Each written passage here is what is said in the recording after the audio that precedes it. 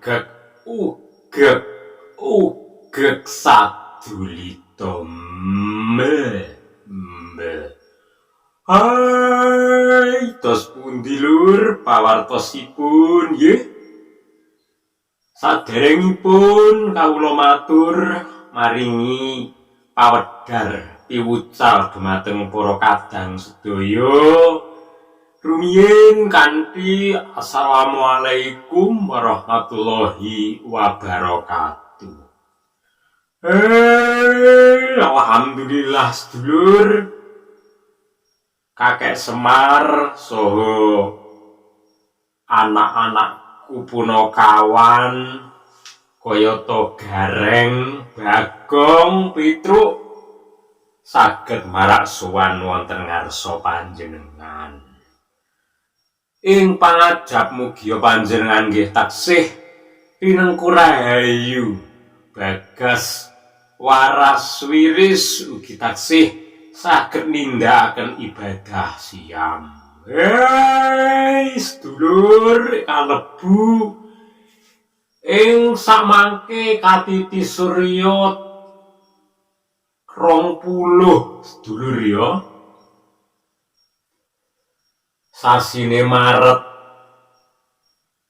ugi kalebu ya wis oleh 20 dina bagi umat muslim ana ing alam donya nindakne printahing sing kuwasa yaiku poso wulan Ramadan, ya kuwi nyegah mangan lan ngombe ing wanci awan saha nyegah hawa nafsu birahi uga rasan-rasan uga tindak tanduk kurang prayoga iku kalebu ing wulan suci iki.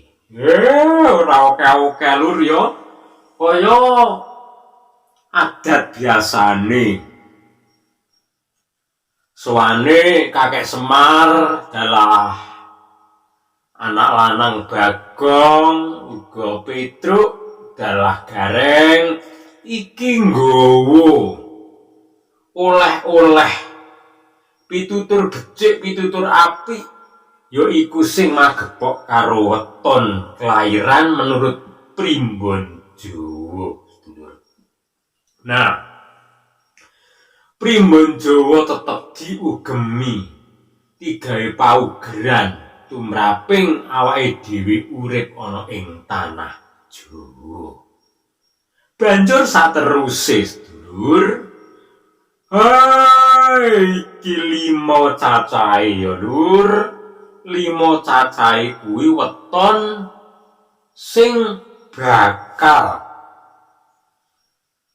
kaya anyaran jutaan lan mulya ing sasi Ramadan kalebu wulan Maret tahun 2020 menurut primbon Jawa.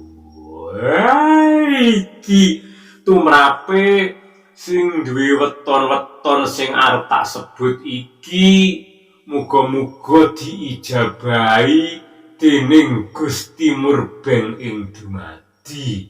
Dadi ayo padha dikabulno lur ya kanthi amin amin ya robbal alamin. Wondene sing angka 1 lur ing kene ya kuwi sing duwe kelahiran dina Selasa Kliwon. Yaiku ketemu cacahe Selasa 3 Kliwon 8 jumlahe 11.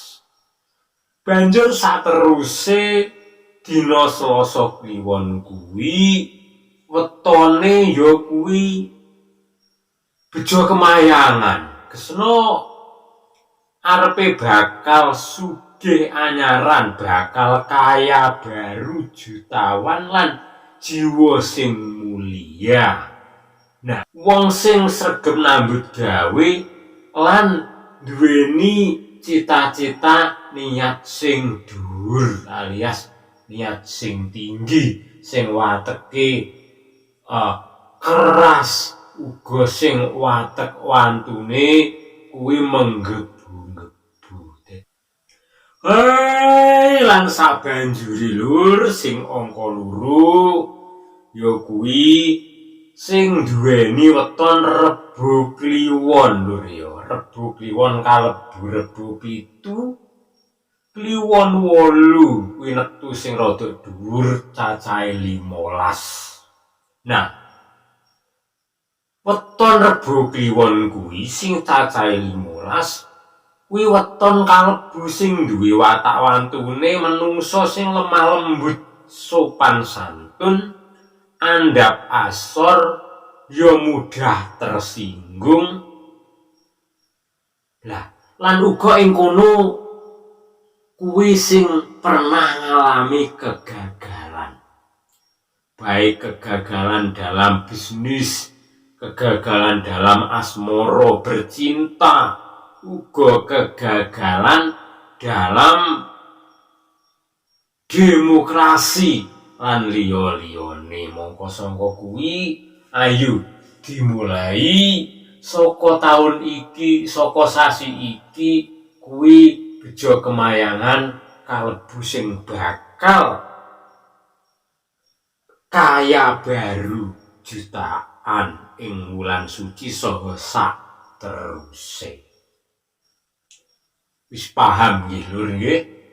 Kuwi sing duwe weton Rebo Kliwon mau. Hai anak-anakku kabeh, kowe rungokno ya ngger kaya gareng. Dalah Bagong, Petruk.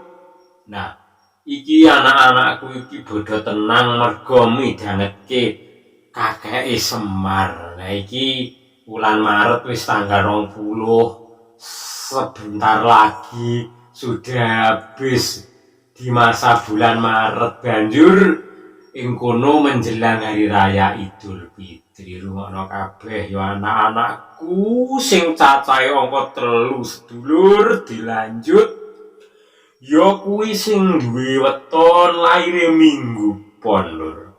Nah, Minggu Pon ing kene kuwi cacahe kalebu lek Minggu kuwi 5, Pon kuwi 7. Jiwane 12. Nah, 12 kuwi ora metu Minggu Pon ya. Iki mencangkup sing duwe neptu 12. Nah, weton ing kene saha menungsa sing duwe kelahiran weton 12 kuwi wateke sederhana. Uga ora akeh ngomong. Ibarate tidak banyak bicara, tapi banyak kerja. Kepastian. Makane wong kuwi cirine dhewe-dhewe. Ya iku sing bejo kemayangan. Sing arep bakal ngunduh sugih anyaran jutaan saha dadi wong mulya. Kalebu kuwi cara paribasane tumiba rembulan lan srengenge iso madhangi para kawula saha iso madhangi tumraping donya saisine. Kuwi sing diweton Minggu Pon. Wondene sing angka 4 sedulur iki sing duwe neptu ya kuwi Sabtu Legi. Nggih. Setu kuwi 9, Legi kuwi 5, kalebu 14. Nah, 14 kuwi kagolong sing siringan bondo. Ora mek Setu Legi. Nah, neptu 14 kuwi akeh maceme. Kuwi ya Rebo Pon iku ya 14. Lan liya-liyane iki para sedulur wis paham kabeh. Nah, ing kene Sabtu Legi kuwi duwe watak wantu meneng ning ngati-ngati ya nrimo iso ngedum wektu, manajemen keuvangane ya apik, uga nandur tetukulan kuwi iso tukul lan iso tuwuh kanthi subur. Mula saka kuwi ayo sing semangat dimulai saka bulan Maret, wulan suci Ramadan iki kowe kabeh bakal ngunduh rejeki sing barokah.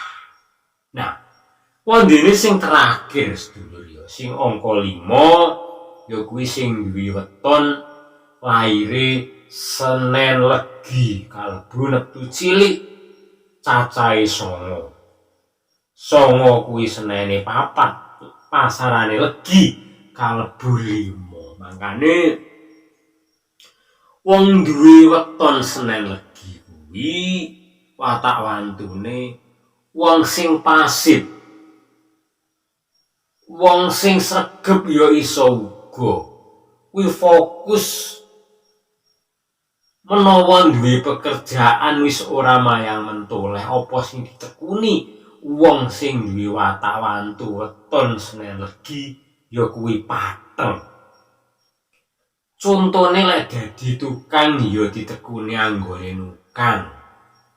Ora ketang dikongkon proyek, dikongkon tangga mbangun omah, dikongkon wis apa dene ya kuwi wong sing tekun, ateken sing laire Senen Legi. Sening sektor pertanian ya ngono, wong kuwi padang nandur bumen-bumen tanduran. Nah, kuwi ayo dimulai, muga-muga kuwi sukses, Ger ya. Muga-muga sukses ana wulan Maret ke depane, masa depanmu luwih apik, sing beternak ya ngono, nternak pitik, ternak sapi, wedhus, kebo, ayo dimulai sing apik. Tekunono sing duwe lair wetone dina Senen Legi, fokus ning pekerjaanmu. Nah, sabanjure lur iki ngene ya, sing weton-wetone kuwi sing ora mencangkup cacahe 5 kuwi aja patah semangat. Bukan panjenengan sing ora kesebut kakek Semaring kono mang ora duwe rejeki, ora. Rejeki kuwi sing ngatur sing kuwasa. Kuwi mau ancer-ancer weton lur ya, sing ora kalbu cacahe 5 ki yo panggah duwe rejeki. Manungsa tititahne lair ana ing alam donya duwe rejeki dhewe-dhewe, paribasane cecak di dinding. Jingklong nyemplung cangkem kuwi iso digawe nyambung umur menungso ya ngono. Sing penting ora lali karo berusaha dan berdoa. Nyambut gawe sregep urip ngati-ngati kuwi kunci utama. Cukup semene lur ya. Salam semangat kanggo panjenengan sing bagi umat muslim. Selamat menunaikan ibadah puasa. Semoga amal ibadah panjenengan katampi dening Allah Subhanahu wa taala. Selamat hari raya Idul Fitri, muga-muga sukses. Andi Asesanti, Jaya-jaya Wijayanti, kalis lir ing sambikala, santen toya kelapa cekap semanten atur kawula menawi lepat nyuwun ngapura. Wassalamualaikum warahmatullahi wabarakatuh.